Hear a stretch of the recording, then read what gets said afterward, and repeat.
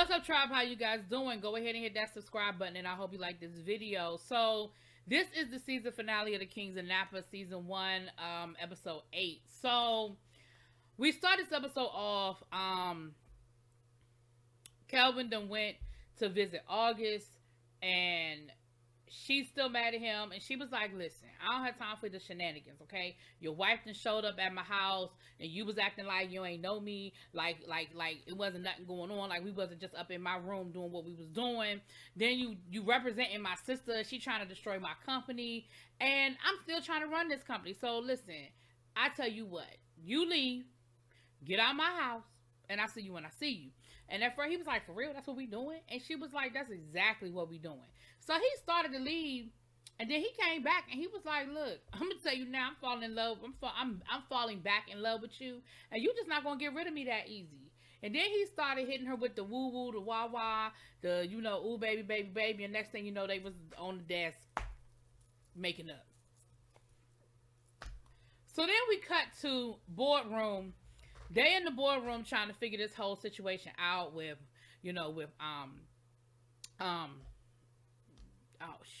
Bridget, and the dessert wine, and all that situation, and they stressing out. And who come waltzing up in the door? Miss Rose. And of course, Dana is happy to see her, and she's happy to see him.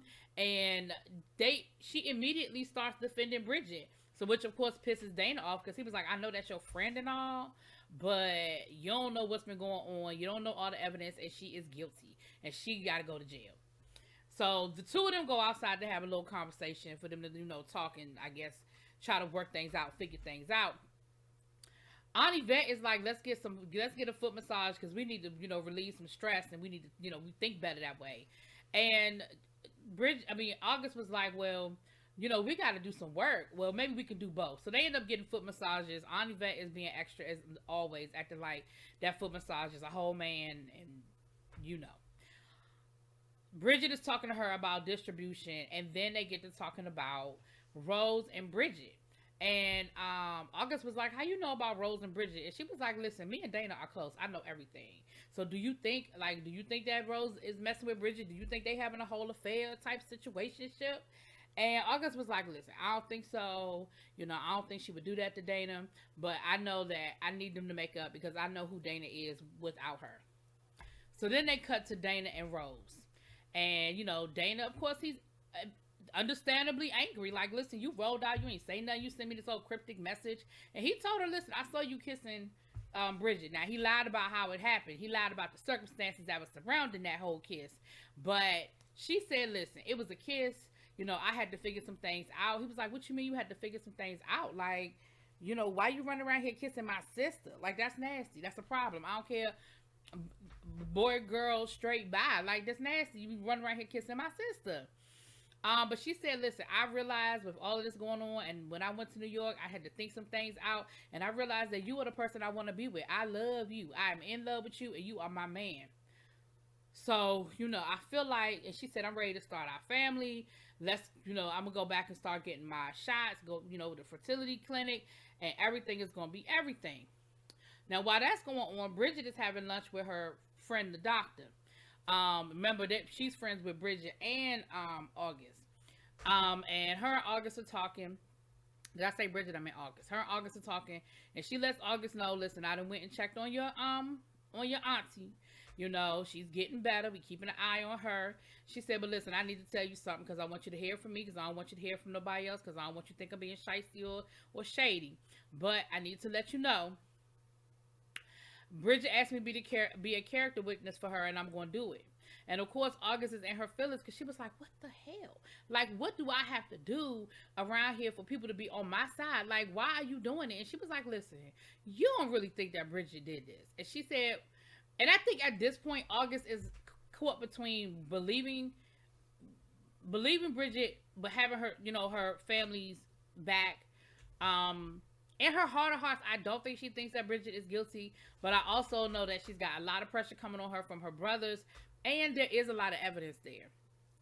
And Bridget's been acting funny. Like, some of this distrust you brought on yourself, because you have been acting a little funny, girl. But neither here nor there. Now, while this is going on,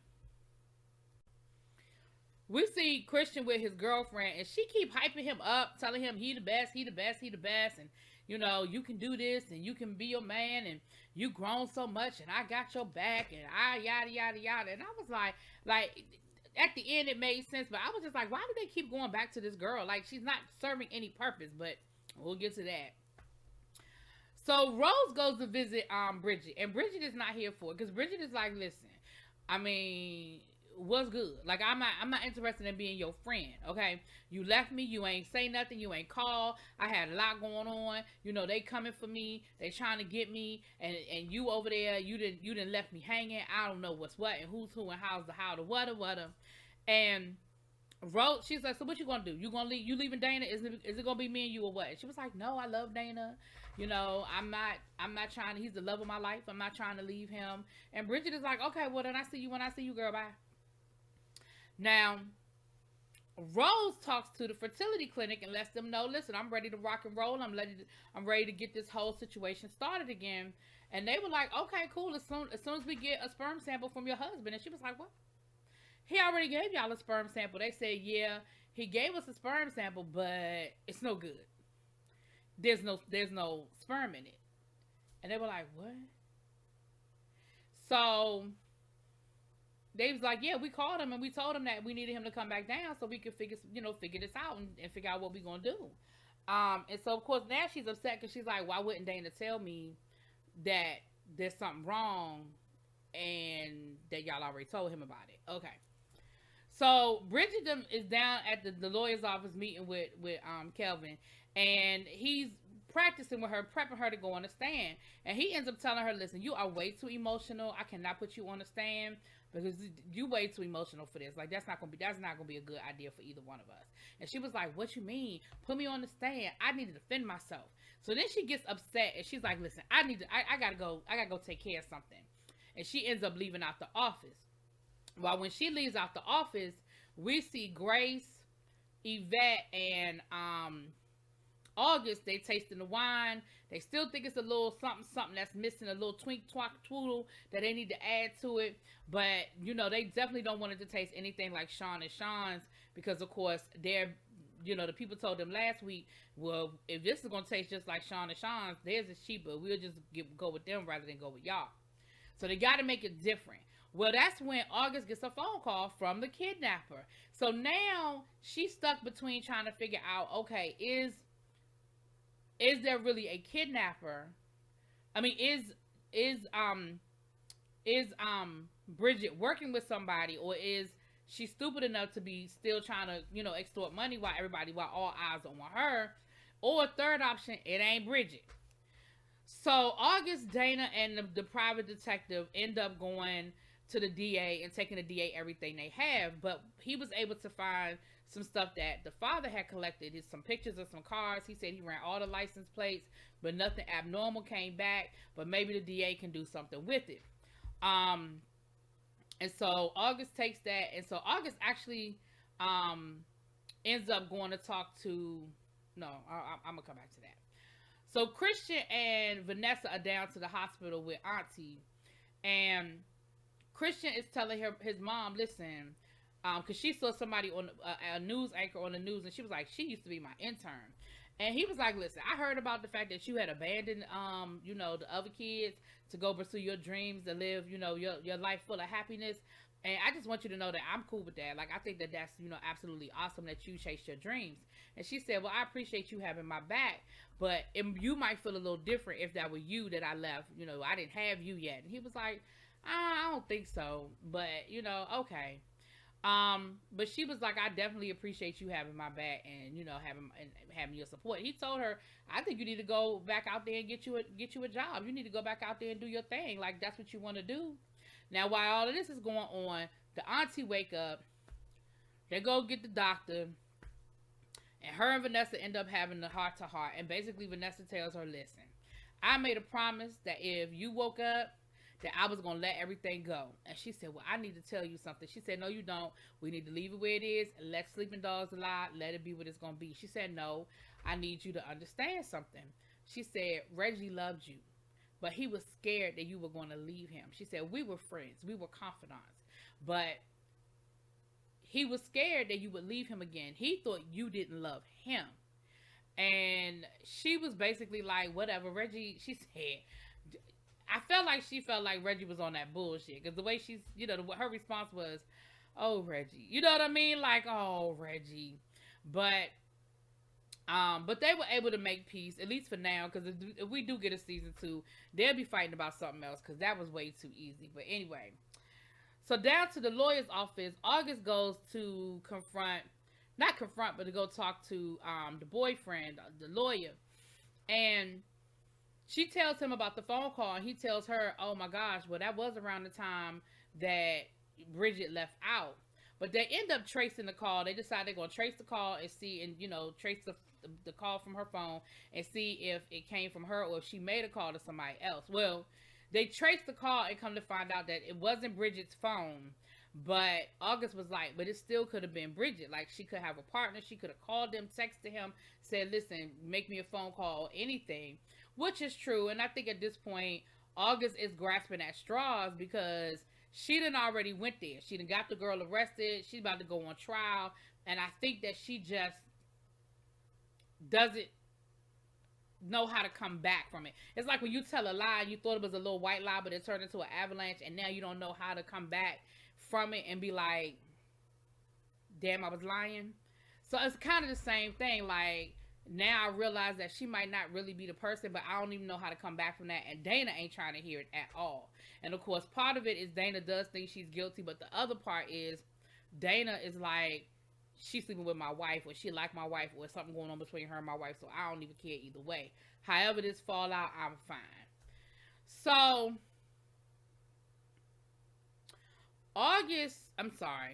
Dana and Rose, they getting their hair cut, because Rose got that short, natural fro. It look real cute, little taper, situation. So they getting their hair cut, and Rose, she confronts Dana. She tells Dana, she says, listen, I talked to the fertility clinic, and Dana acted like it's not a big deal. He was like, oh, okay, what they say? She was like, you know what they said. They told me that they told you that your sperm is not on. Like, there's something wrong with the sperm. And he was like, oh, all right. He said, look, I decided 2 years ago I ain't want no family. She was like, what? 2?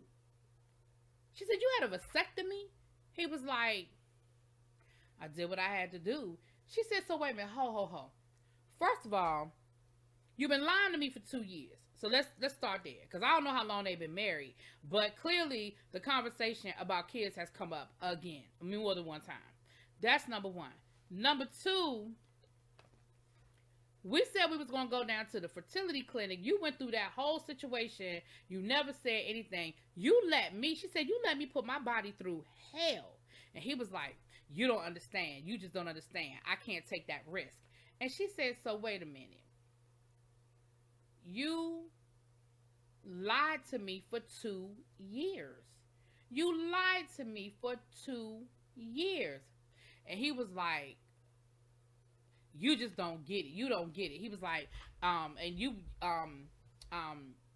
been flirting around with Bridget anyway. Like, what's up with that? He said, I always knew you was going to go back to women. She said, this don't have nothing to do with Bridget. And no, me going back, I wasn't going back to women. She said, you are the love of my life.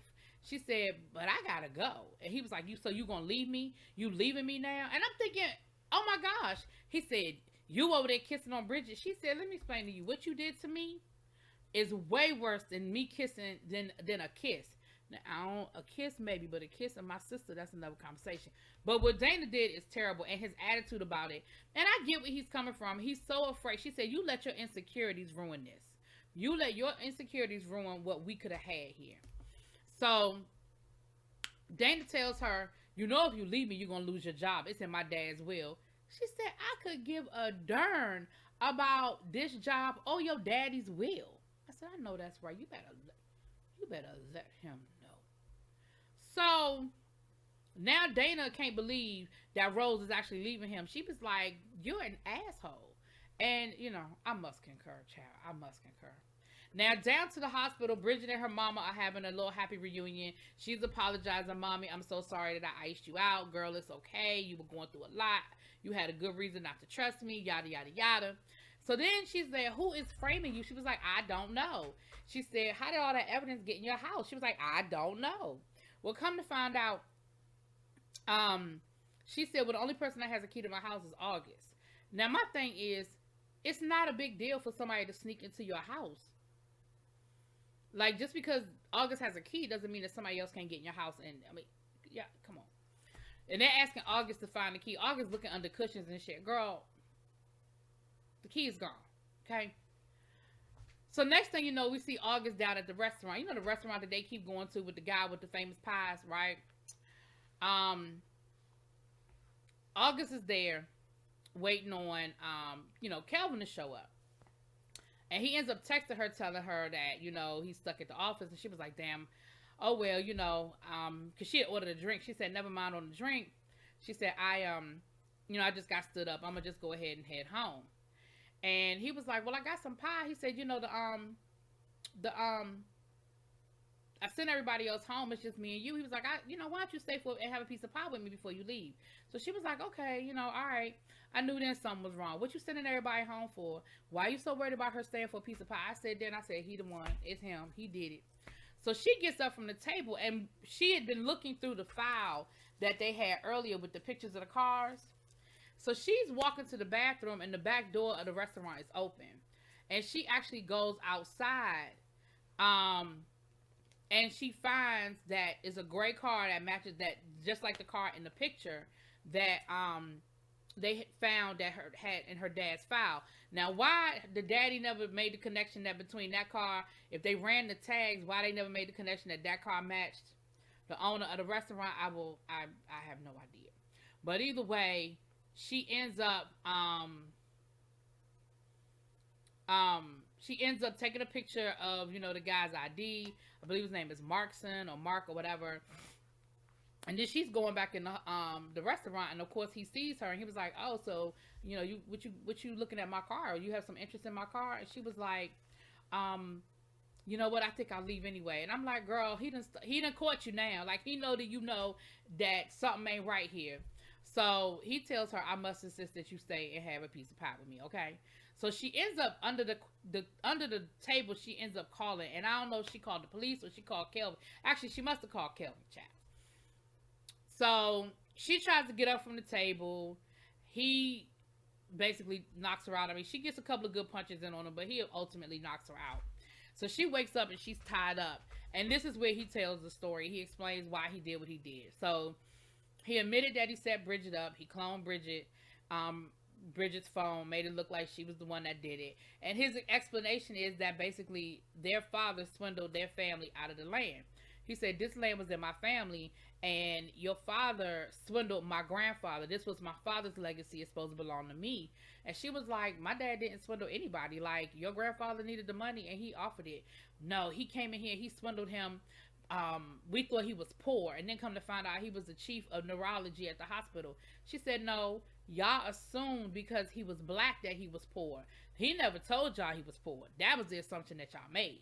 Well, I tried to buy some of the land back right before the Roni Ron, and he laughed at me. She said he probably laughed at you because he knew you didn't have the money and you couldn't afford it. And he was like, but it's me. It belongs to me. He said she was like, a bunch of what? Say it. A bunch of what? He was like, a bunch of people who have no legacy. He said, my family has owned this land for hundreds of years. Y'all have no legacy. Y'all have no history here, no right to this land. And so she gave a whole history lesson on, Black Wall Street and Central Park and was it not Brighton Beach, but the beach in California that they stole, and talked about how, we deserve it as much as you deserve it. Don't be mad because my daddy had money and your daddy didn't. And then the whole time they're talking, she's actually untying her hands behind her. So she gets from underneath it. They get to scuffling, and baby, she ends up getting the best of him. Next thing you know, she is on top of him. And that's when the police and Kelvin come rushing in. And, once everything calms down, she's talking to him and she's like, I can't believe that I didn't believe Bridget. Like, it was him all along. And, Bridget could have went to jail behind this and I didn't believe her. Like, what does that make me? What kind of a friend, what kind of a sister am I? And he was like, yeah, I mean, I guess y'all will figure it out. You know what I'm saying? So then we see another scene with Christian and this girl, and again, it's an unnecessary scene. He's telling, once again, she hyping him up. You're the best, baby, you're the best. Yada yada yada, boo da boo da boo, child. So then we fast forward to 2 weeks later. So 2 weeks later, we see them testing their testing the wine, and it's almost there. They right there. They decided they're gonna add a little bit of Christian's bourbon to it because remember they're gonna add. So oh no, I'm sorry. Before that, Bridget shows up, and of course everybody is shocked to see her, but happy to see her except for Dana. And she was like, "What? Just because y'all dropped the charges, y'all thought I was going to like leave and ride off into the sunset? Nope. This is my legacy too." She said, "As a matter of fact, they were like, well, we're glad you're back." She said, "I'm only back on a couple of conditions." She was like, "First of all, I need to be made vice president." Dana was like, "You can't come up in here asking for a raise." She was like, "And I can, and I am." She said, "And I want a 20% raise." And so August is like, "Well, we can definitely, consider that." She said, "Based on what you give us." And she said, "Well, we should use my hybrid grapes that I have behind, the vineyards." And they were like, "That's a great idea." And then they decide they're going to add Christian's bourbon to it that he's been working on to give it that extra kick. So they end up having a tasting with the distributors, the one that Aunt Yvette is sleeping with, child. And they're like, "This is excellent. This is great. Yep, we're going to absolutely, sell this wine." They said on one condition that y'all don't represent Sean and Sean. We want to be your only client. Now I'm thinking this is the distributor that y'all couldn't even get a damn meeting with until Aunt Yvette, threw that whoop appeal on them. And now y'all making demands? Okay. All right then.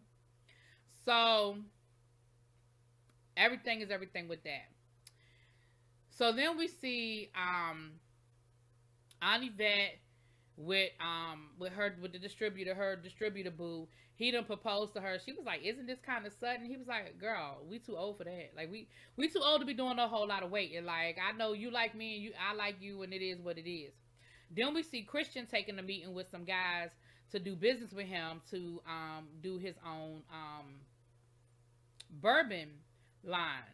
And of course the girl is there and she done set the meeting up and she pitching it and she letting them know that he is the man and y'all need to get with him. He done looked out with y'all. He done this and that and the other. And so they were like, "Yeah, man, we know a great opportunity when we see it." So they agreed to do business with Christian. And Christian is so happy and like, "Oh my gosh, you my lucky charm. I can't believe it. You always believed in me." So later on we see them in bed and she gets a text message saying, "Girl, you did that," or "You great." And she was like, "Yeah, it's easy. It's easy to convince him. We're gonna we're gonna take him for everything he got, right?" And I was like, okay, now I understand why they kept flashing back to the girl. Okay. So down to the hospital, Auntie's still in the hospital, and we see Bridget with her. They got some sort of clinical trial. Now I don't know, did they ever tell us what the hell was wrong with her? But neither here nor there. I guess she got the Zika or something. I don't know. So we see Bridget down at the hospital with her, and then we see this white guy again, the guy that she had been talking to, and we thought maybe he was part of the whole conspiracy. Come to find out, he's a representative. He's like wanting to represent her art. He wants to be her art dealer or something like that. And she was like, "Well," he said, "Well, now that things have cooled down, we ready to make some moves." And she was like, "Well, I don't know because y'all left me hanging when I needed y'all the most, so I don't really know if I want to do business with y'all." And he was like, "That's a big mistake. You need to basically you need to do business with us." And she was like, "Yeah, I don't know about that." So then August comes through, and August is trying to be apologetic and wants to make up. And Bridget is like, "Yeah, girl, I'm not here for that. Like, listen, at the end of the day, if you really love me like you said you did, if you really thought of me as the sister that you claim you did, then you would have had my back, and you didn't. You believed the first negative thing about me. You thought I was guilty. You didn't give me the benefit of the doubt, and I almost went to jail. And so, yeah, I can't forget that. You know, we'll be cordial at the office and all of that, but I'm setting some boundaries. And August was like, but I want to be, basically, I want to be your friend. I want to make up. And she was like, girl, I mean, that's great. People in hell want ice water, but I don't know how we going to make that happen. Okay.